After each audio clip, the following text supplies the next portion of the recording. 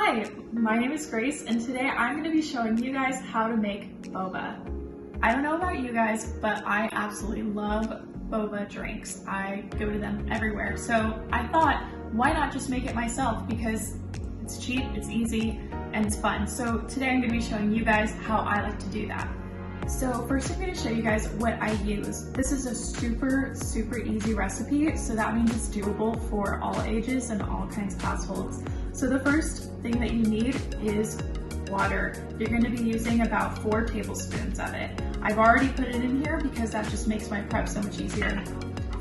The next thing you're going to need is 9 teaspoons of dark brown sugar. The darker the better, because boba is a very dark color.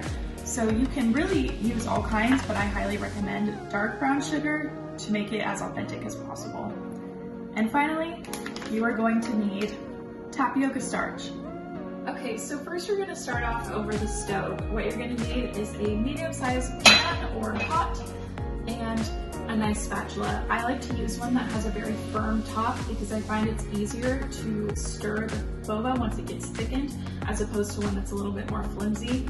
This is just personal preference, you can use whatever, but this is what I recommend. Okay, so the first step is to turn on your oven. I like to turn it to about medium heat, but you want to aim in between the medium and the low. Then what you want to do is pour your water in. Make sure you get it all in there. And then take your brown sugar and put that in. It should come out plainly because it's brown sugar. Then what you want to do is you want to stir until it is dissolved. So then what you want to do is when your product looks a little bit like so, sort of like a maple syrup kind of color, you want to remove from the heat. And simply just turning off the heat is not going to work. You need to take it off of the actual pan because it is still very hot. And what you're going to do is take your tapioca, and this is very vague, I know, this is just how you're supposed to do it.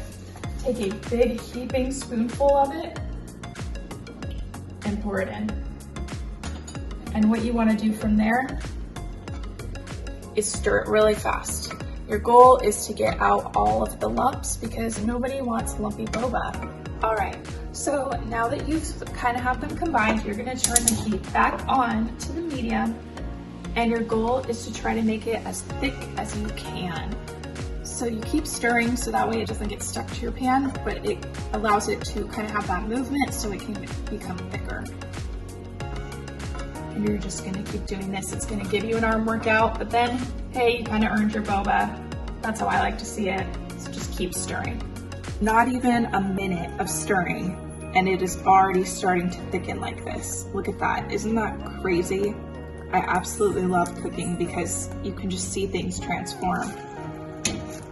See how thick it is. Now what you want to do is turn off the heat, immediately remove it.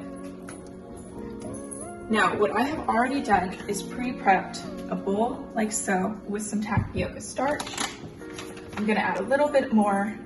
It's really just eyeballing it. This is about how much I've done now.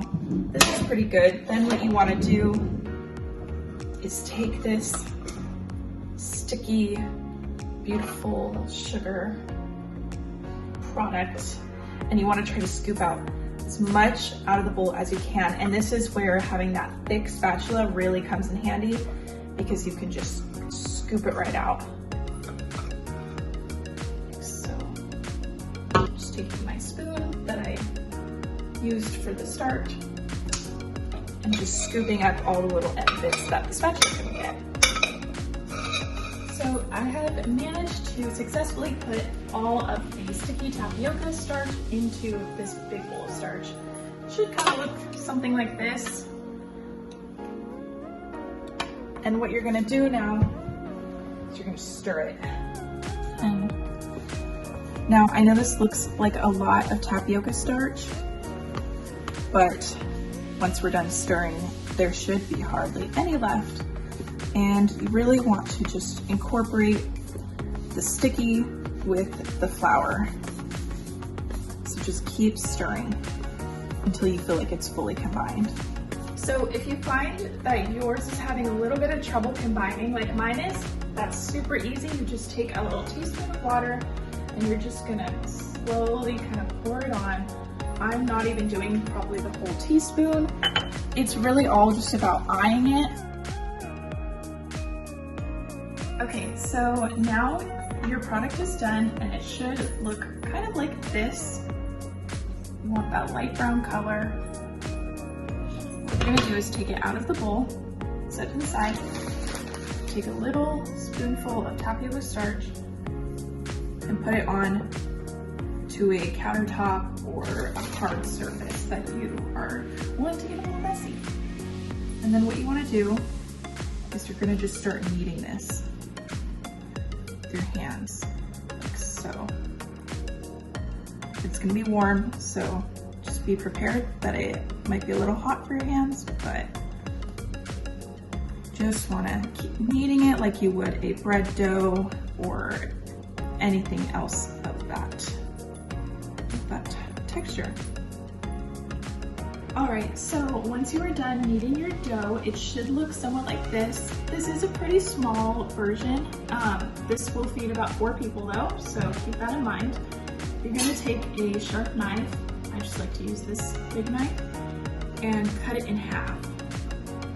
Now, what you can do from here is you can then use both, or you can set one aside and use it another day. That's what's great about this dough. If you leave it out at room temperature for about 3 days, it will still be good quality and you can make drinks one day and then make drinks another day. So just remember that. All right, so with my half, I have just made a little ball with my hands. And then what I'm going to do is take my knife and I'm just going to cut down into about 3 strips. So this should look like so. And what you're gonna do is take your strip and you're going to roll it out with your palms, like so. If you want, you can put some tapioca starch on your hands. I have not done that, but this is a little sticky, so just kind of like that. And this just makes it easier to roll, and that way it's not sticking to your hands. And the goal here is to make it thin and to kind of resemble a snake. So you want to make them as long and as thin as possible. The smaller they are, the smaller the boba will be. So depending on how big you want your boba is how big you should make your snake. So I like mine pretty little, that way it's just easier to chew, and then there's more. So I am trying to make mine pretty thin, but it's 100% up to you, totally customizable, whatever you prefer. All right, so you should have 3 little snakes that resemble something like this. As you can see, they're different lengths, but I really do try to keep them all around the same length. It just makes it easier to cut, and then you know you're gonna have about the same boba balls. So from there, you wanna take your handy dandy knife and just cut down. You want to make a little piece like this and then set it aside. Now the tinier that you make them, the smaller boba balls you will have. So if you want a thick boba ball, then you'll do thick cuts. If you want a small boba ball, then you'll do small cuts. So when you're done, you should have a small pile of your little boba cuts. Now what you want to do is take one of them like this, put in your palm, and you're gonna make a ball. You can do this honestly any way you want. I like to use my palms. You can roll it on your hard surface, whatever you find is easiest. You want to try to make a little ball like so.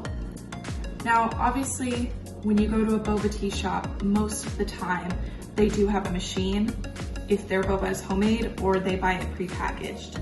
So it's more perfect of a circle than ours is going to be, but you just kind of want to give the little shape, just in general, so that you can have a similar looking boba.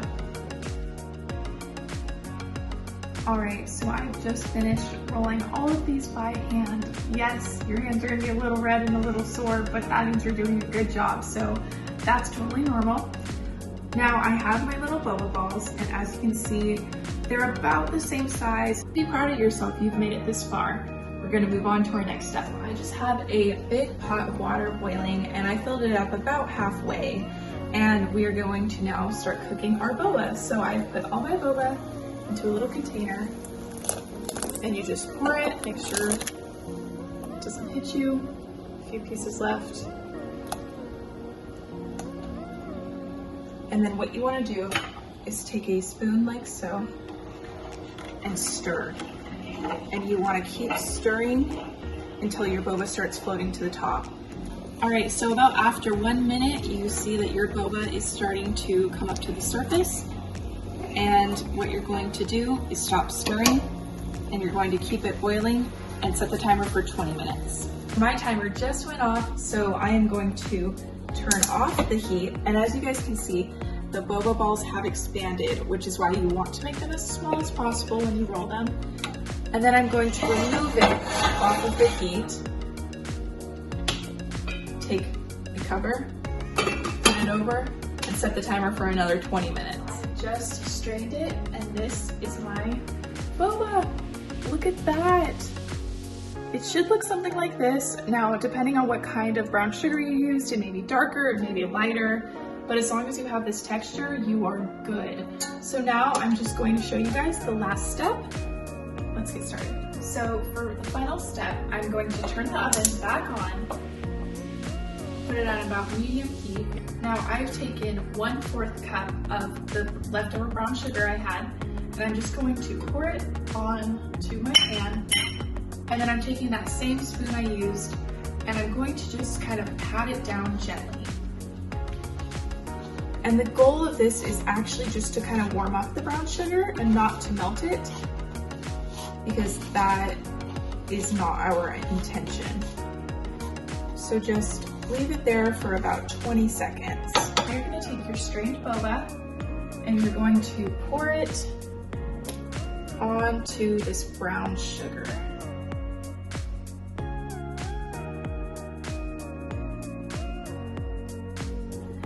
And then you just kind of want to stir in the brown sugar so that you can make a kind of thick sauce.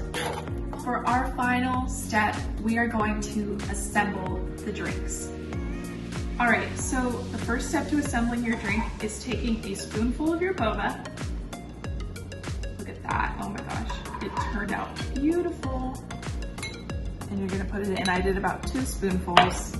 You could do more, you could do less, just depends on your liking. Do that for both cups.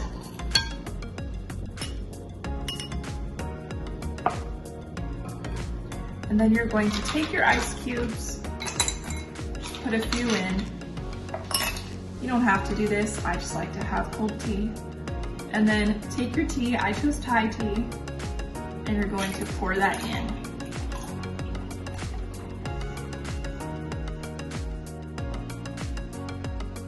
Take your 2 straws. If you're ever at a boba place, make sure you grab a few extra for when you do this, otherwise it's going to be kind of hard to suck up your boba. And enjoy.